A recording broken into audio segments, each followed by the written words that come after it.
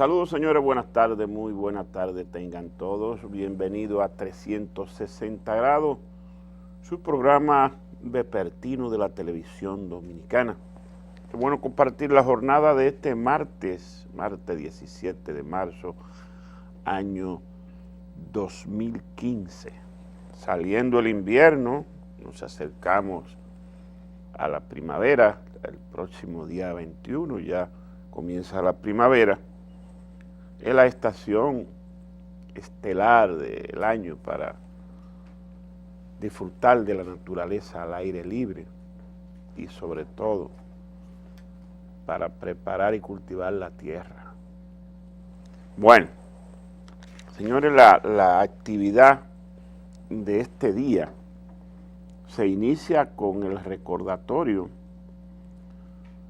de la muerte de un gran periodista, Orlando Martínez, que fue asesinado un día 17 de marzo, en hora de la tardecita, la prima noche. Era en ese momento de ser asesinado el director de la revista Hora y columnista del periódico vespertino El Nacional, un hombre que se destacó por la firmeza de sus ideas y principios.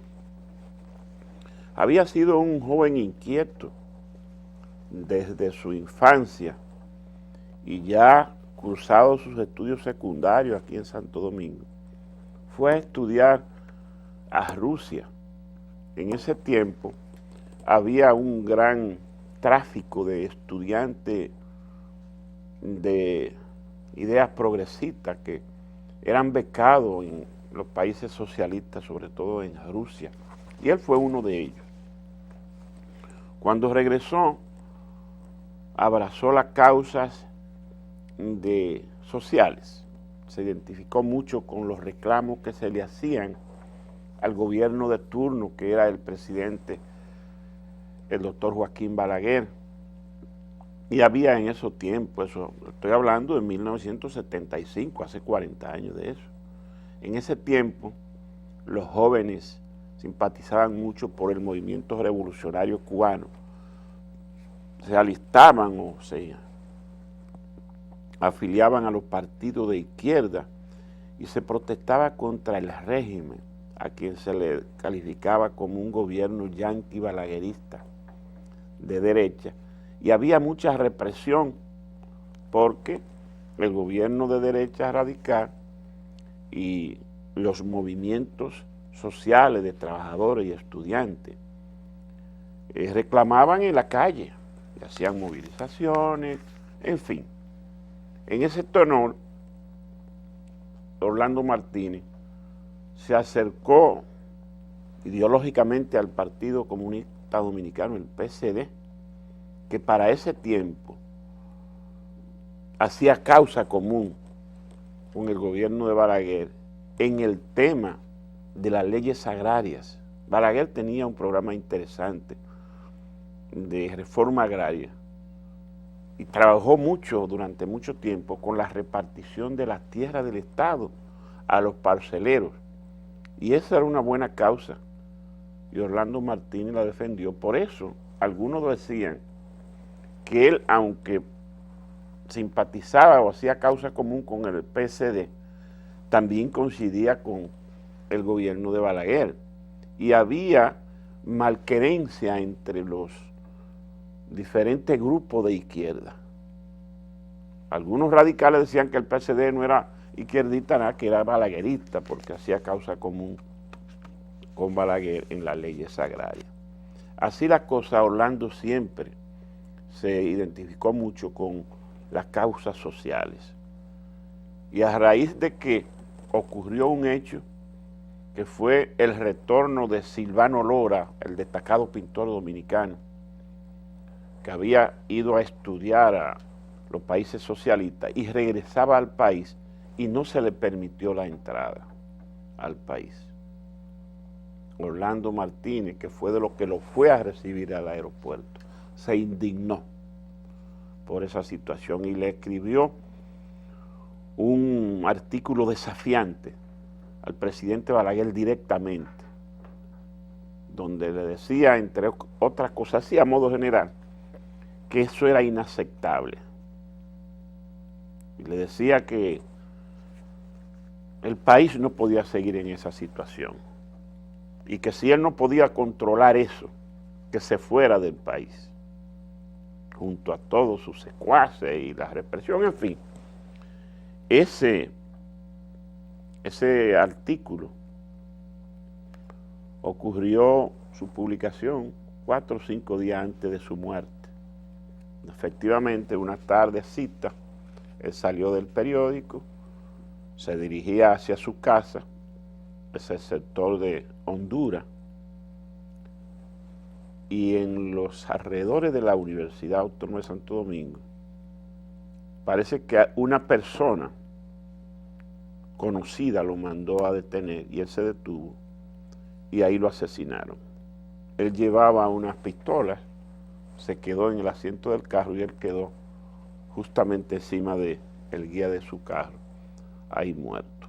Eso causó un gran impacto en la sociedad dominicana porque veníamos de hacía un par de años del asesinato del jefe de redacción del periódico Última Hora, que en ese momento era el periódico de más impacto, era un periódico vespertino, muy aguerrido, y tenía una plantilla de periodistas también que hacían periodismo de investigación y le daban mucha cabida a la protesta, a los reclamos, en fin. Entonces, Gregorio García Castro había sido asesinado 2 años antes. Entonces ocurrió el asesinato de Orlando Martínez y eso causó un impacto extraordinario en la sociedad dominicana. Un revuelo. Balaguer se pronunció en el país y se ordenó una investigación, cayó muchísima gente presa, en fin, pero eso se quedó ahí y eso fue pasando, pero la represión no cesaba. A raíz de ese hecho, Balaguer en uno de sus discursos mencionó a Orlando Gil, que escribía para el periódico Última Hora, y decía que era una pluma enconada en contra de su gobierno. Y eso fue motivo para que los familiares sacaran a Orlando Gil del país, porque el hecho de que Balaguer lo mencionara ya era prácticamente una sentencia de muerte. Y así habían periodistas presos, perseguidos, gente que se fue del país. Recuerdo el caso de Juan Bolívar Díaz también. Hubo un intento de asesinato en su contra y él tuvo que abandonar el país, se fue a México. Orlando Gil a España. Luego de ese asesinato, fue designado como director de la revista Ahora Antonio Espinal, un joven periodista que había venido del interior, estaba haciendo labores de corrección en el periódico El Nacional, tenía buena formación y mucha inquietud y fue designado en la revista Ahora. Y también contra él hubo una agresión y él tuvo que dejar el puesto e irse del país. Fueron momentos difíciles. Le hago la historia para que ustedes sepan, las jóvenes generaciones, quién fue ese muchacho que ustedes ven ahí en pantalla, Orlando Martínez, que hoy se cumple el 40 aniversario de su asesinato. Y para la ocasión, tanto el Colegio Dominicano de Periodistas como la Universidad Autónoma de Santo Domingo hicieron acto de recordación de esa persona. El periódico El Nacional, aquí lo tengo, ojalá no me puedan tomar la foto de portada. Ahí están las autoridades de la Universidad Autónoma de Santo Domingo, en compañía de los familiares de Orlando Martínez, haciendo una oración y depositando una ofrenda floral en el punto donde él fue asesinado. Eso ocurrió esta mañana. Igualmente, el Colegio de Periodistas también tuvo una actividad. El recién pasado fin de semana, la alcaldía de San Juan de la Maguana tiene allí un museo de historia, y allí están las fotos, un museo de sobre periodismo. y allí está la foto de Orlando Martínez, y hay una sala dedicada a él. Allá también se hizo un ceremonial el pasado domingo, donde fueron invitados personalidades a esa actividad. Actos como eso deben repetirse para recordar la memoria de ese valioso joven intelectual periodista dominicano que falleció durante el gobierno, que fue asesinado durante el gobierno del doctor Joaquín Balaguer.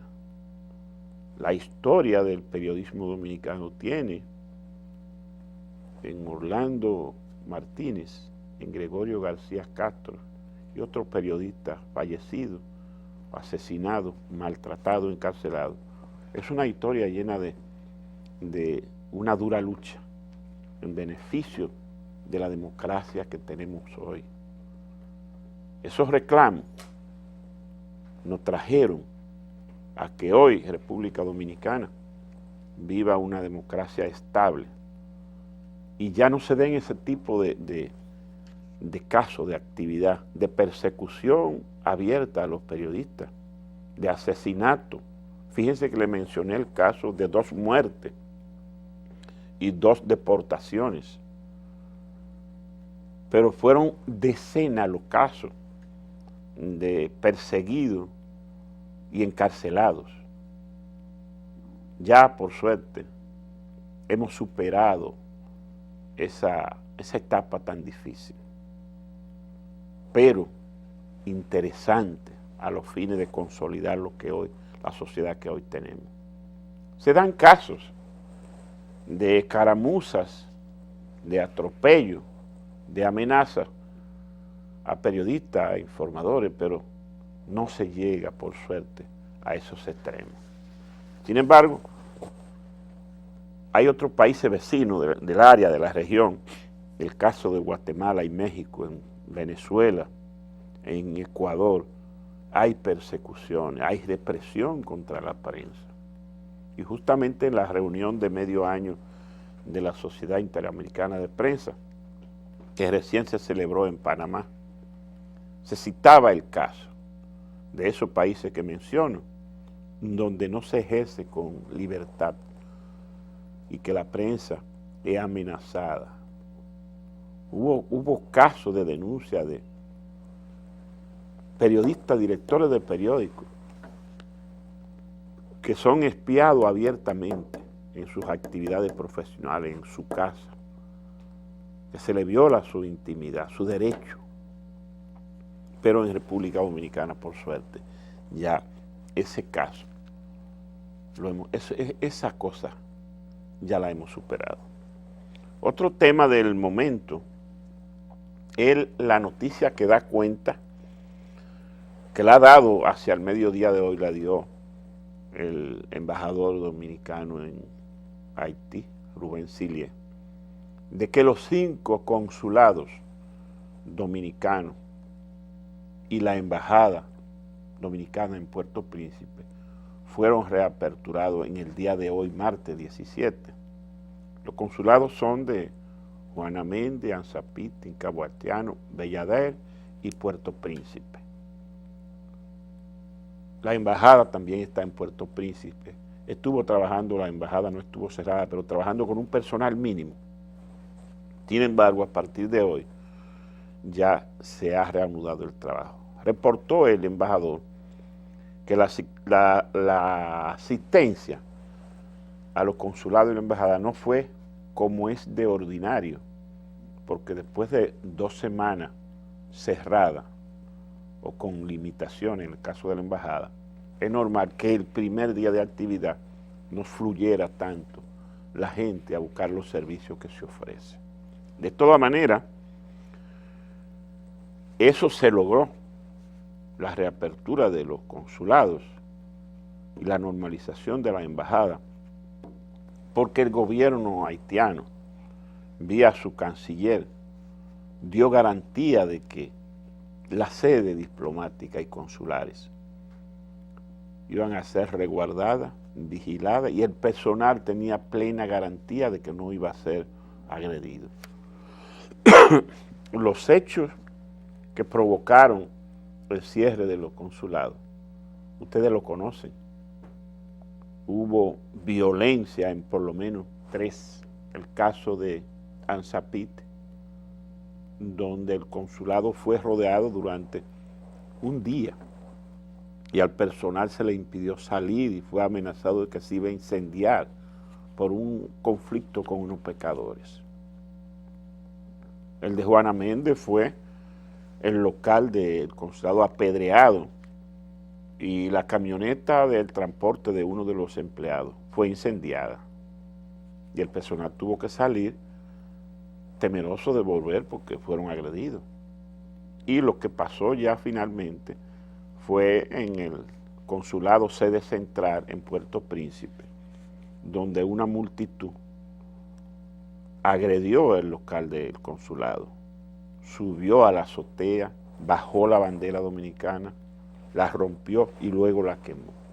Entonces ya eso era insoportable, tal como lo dijo el canciller, y se retiró el personal. Eso dio pie a que las autoridades haitianas buscaran reunirse con las autoridades dominicanas para una solución. Se hizo un primer contacto en Guatemala y luego una reunión bilateral aquí en Pedernales, no, en Jimaní, donde vino el canciller haitiano y fue nuestro canciller, y allí coordinaron todo lo relativo a lo que ocurrió y la reapertura de los consulados. Parece que las relaciones han ido bien después de esas 2 reuniones. La frontera ha estado haciendo el comercio binacional que se hace con mucha intensidad. Los camiones con mercancía que van por la vía terrestre no han tenido mayores problemas. Se hizo un corredor de protección porque había agresiones a los vehículos dominicanos que cruzaban con mercancía para Haití. Entonces esa situación ha ido normal. Nosotros esperamos que las agresiones que se produjeron no vuelvan a ocurrir y que las autoridades haitianas, que son muy dejadas y displicentes, dediquen su atención y su trabajo con lo que ellos se comprometieron a darle seguridad a los consulados, a la embajada y al transporte. En eso también estuvo participando la MINUSTAH, que es la fuerza militar de Naciones Unidas que lleva más de una década allí porque las autoridades haitianas no tienen el control total de ese país. De todas maneras, junto con la reapertura de los consulados y de la embajada, llega la información alentadora de que se van a celebrar este año elecciones en Haití. Tienen 3 años de atraso. Y las autoridades prácticamente de turno son de facto, porque su periodo para el cual fueron elegidas venció. Sin embargo, ha habido un ajuste y el presidente Michel Martelly ayer comunicó oficialmente que las elecciones congresuales serán celebradas el día 9 de agosto y que las elecciones presidenciales y municipales serán celebradas el 25 de octubre. En caso de que haya una segunda vuelta para las presidenciales, esa segunda vuelta se hará el 27 de diciembre. Aunque es un buen indicio de que las autoridades están trabajando en montar el evento electoral, tanto congresual como municipal y presidencial, eso no es 100% seguro, porque les reitero, hay un atraso de 3 años y ya esta es la 4ª ocasión en que se pone una fecha para celebrar esas elecciones y no se ha podido. Traigo también el tema de que las autoridades haitianas, por vía de la Organización de Estados Americanos, la OEA, le pidieron a la Junta Central Electoral que le diera una cooperación especial para montar los eventos electorales. En esa dirección, yo invito a la Junta Central Electoral a que no caiga en ese gancho. Nosotros tenemos suficiente problema para organizar unas elecciones muy complejas el próximos años. Tenemos que trabajar con mucha intensidad y de hecho la Junta lo está haciendo. No podemos ahora atender esa solicitud de cooperación porque el personal de nuestra Junta Central Electoral, los equipos, están siendo preparados y ajustados para nuestro evento. Y las eventualidades de que haya desorden en Haití son muchas. En Haití no hay garantía de nada, absolutamente de nada. Entonces, mucho cuidado. Atención, magistrado Roberto. Atención, doctor Roberto Rosario Márquez, presidente de la Junta. Por favor, no le dé atención a ese pedimento.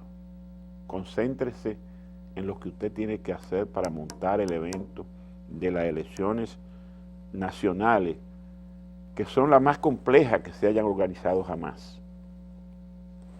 Porque ha crecido nuestra población y se han ajustado las elecciones presidenciales con las congresuales y las municipales juntas.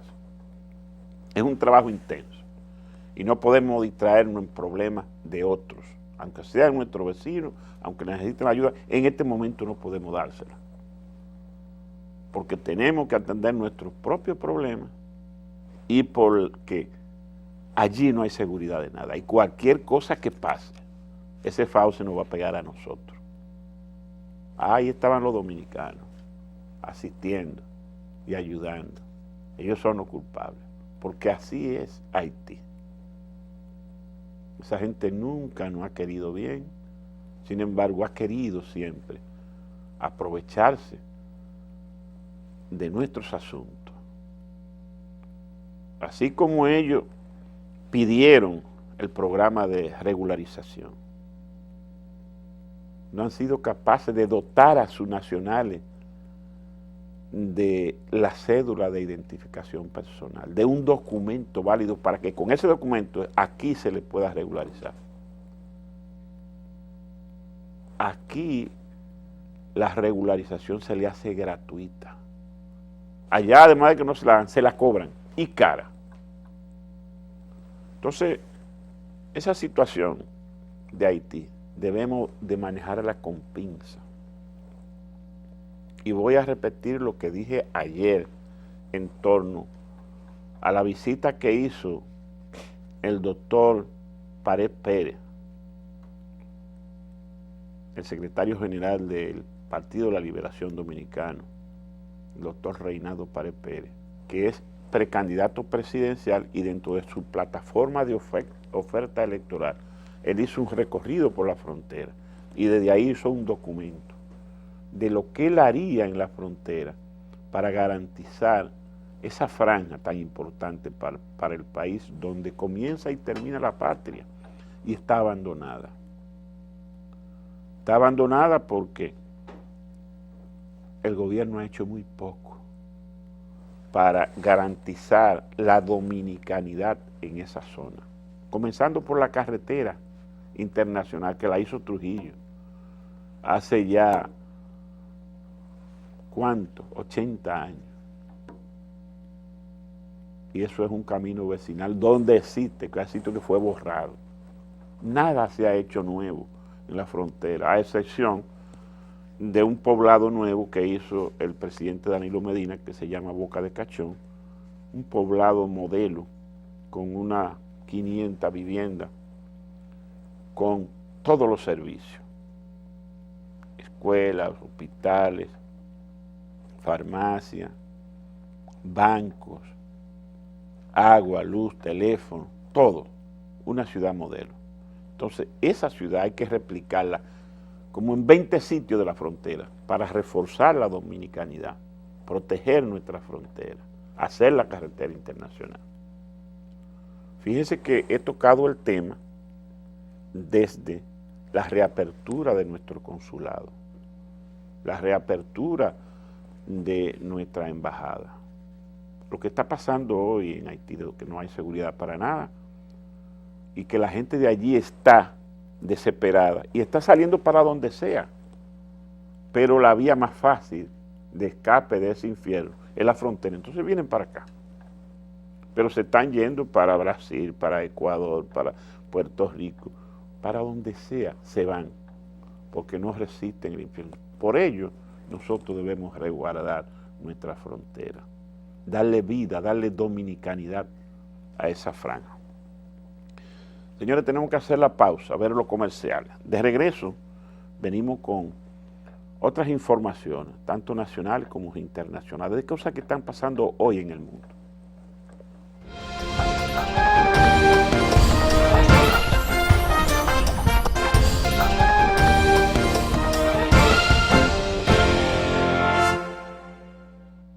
Señores, el tema del momento en la sociedad dominicana, en el orden político, es la alegada diferencia entre el presidente de la República, Danilo Medina, y el presidente del Partido de la Liberación Dominicana, Leonel Fernández. Digo alegada diferencia, porque realmente lo que hay es una campaña abierta en ese partido, donde hay varios aspirantes a la presidencia de la República que están haciendo campaña desde hace un buen tiempo. El caso de Radamés Segura, Temístocles Montaz, Reinaldo Párez Pérez y Francisco Javier García. Dicen que también el procurador Domínguez Brito. Entonces, esa gente que está haciendo campaña desde hace buen tiempo, ahora se sumó el presidente Leonel Fernández, que durante el recién pasado fin de semana y en la víspera hizo una reunión con los senadores, reunió 18 senadores, con los diputados, reunió 60 diputados y con miembros del Comité Central del PLD, donde reunió 300 y algo de los miembros. Entonces, eso se entiende, y de hecho así es, la salida al ruedo de Leonel Fernández y su interés de cerrarle el paso al proyecto de la reelección, que aunque el presidente Danilo Medina no ha dicho nada, sus colaboradores más cercanos están trabajando la reelección. El caso del ministro administrativo de la presidencia, José Ramón Peralta, el caso del ministro de Obras Públicas, Gonzalo Castillo, y el caso de Gedeón Santos, igualmente el ministro de Personal y también el director de la CAS, el arquitecto Montaz. Gente que trabaja activamente para hacer posible la reelección. Pero también hay un grupo de legisladores que está en esa onda.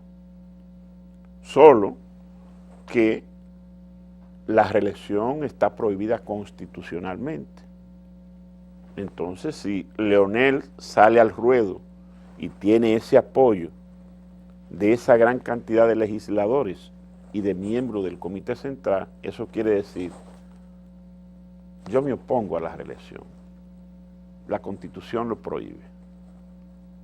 En ese caso, de que sea así, Leonel está en ventaja sobre los demás candidatos, precandidatos, porque él es el presidente de ese partido, pero además un hombre que ha sido presidente en 3 ocasiones, presidente de la República. Y es quizá el activo más visible que tiene el PLD y el político de mayor incidencia en la sociedad dominicana después del actual presidente Danilo Medina. Entonces se da esa lucha, yo digo alegada lucha, diferencia entre Danilo y Leonel, pulseando esa situación. Un grupo de diputados que quiere presentar un proyecto para modificar la Constitución. Un grupo de funcionarios que dice que hay tiempo para hacerlo. y que dice que el 94% de la población dominicana valora como bueno o muy bueno el gobierno de Danilo Medina y que un 84% quiere la reelección. Entonces, fíjense qué situación más difícil, lo que hace que se aumenten las especulaciones en torno a esa diferencia.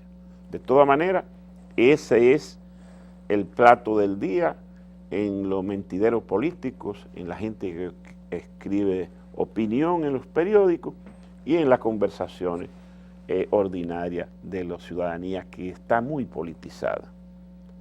Crece el empuje del proyecto reeleccionista, dice el periódico de la tarde.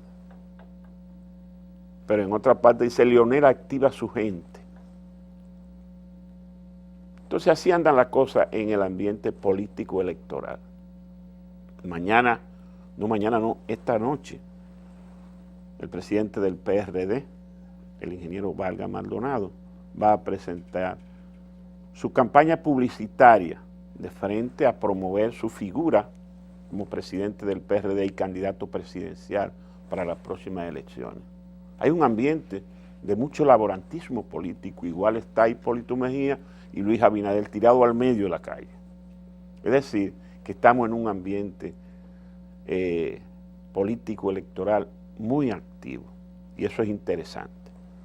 Le cuento también que hoy la prensa destaca a grandes titulares un estudio que hizo la Fundación Institucionalidad y Justicia, la FINJUS, sobre el fracaso que ha sido la propuesta y promesa de campaña del licenciado Danilo Medina de proporcionarle título de propiedad a los parceleros para hacerlos sujetos de crédito. Dice que ese proyecto ha tenido muchos obstáculos y que en los 3 años de gobierno apenas se han emitido unos 4.000 títulos. Y el presidente Danilo prometió que durante su periodo constitucional iba a entregarle el título de propiedad a 150.000 parceleros. Y eso no ha sido posible porque hay muchas trabas tanto en la parte judicial como en la parte administrativa de bienes nacionales, el CEA y el Instituto Agrario. O sea, todavía hay tiempo para que el presidente no deje caer su promesa electoral. A este gobierno le quedan 18, 17 meses. Y durante ese tiempo, si se coordina la cosa, esa burocracia administrativa que ha impedido eso, pudiera normalizarse. Ojalá se pueda, porque es un proyecto bonito.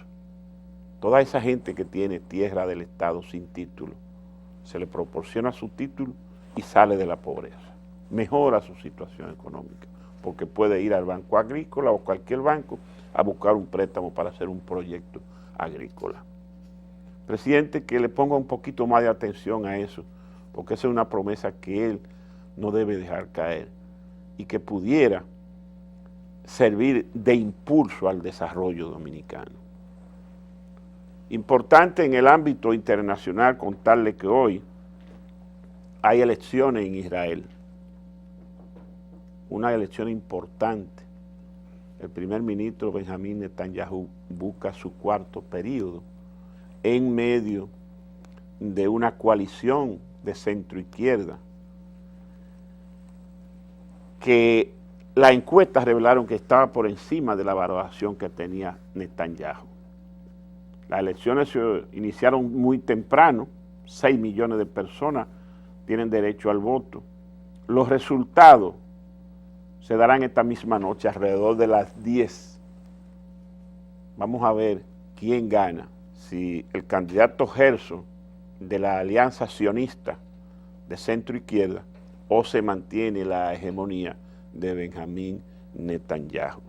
Hoy terminaron también la reunión entre Estados Unidos y Cuba en procura de normalizar las relaciones diplomáticas. Fue la 3ª ronda de esas conversaciones. Ayer no se dio detalle y hoy nada más se informó que terminó la ronda y que se iban a mantener la comunicación entre las dos comisiones. No se anunció una 4ª ronda. Y finalmente contarle que la situación harto difícil porque atraviesa la presidenta Dilma Rousseff en Brasil, al cumplirse hoy un año de la investigación de distracción de fondos en la empresa Petrobras. Se han distraído alrededor de 3.000 millones de dólares y hay más de medio centenar de funcionarios presos. El pueblo está tirado a las calles pidiendo transparencia, pidiendo la renuncia de la presidenta Dilma Rousseff. Una situación harto difícil donde se envuelve al presidente del Senado, el presidente de la Cámara de Diputados, otros 12 senadores, 8 ministros y también el secretario de Finanzas y Economía del Partido de los Trabajadores, que ayer fue hecho preso, acusado también de complicidad en esa distracción de 3.000 millones de dólares de Petrobras. Señores, gracias por participar con nosotros en 360 grados. Les esperamos mañana.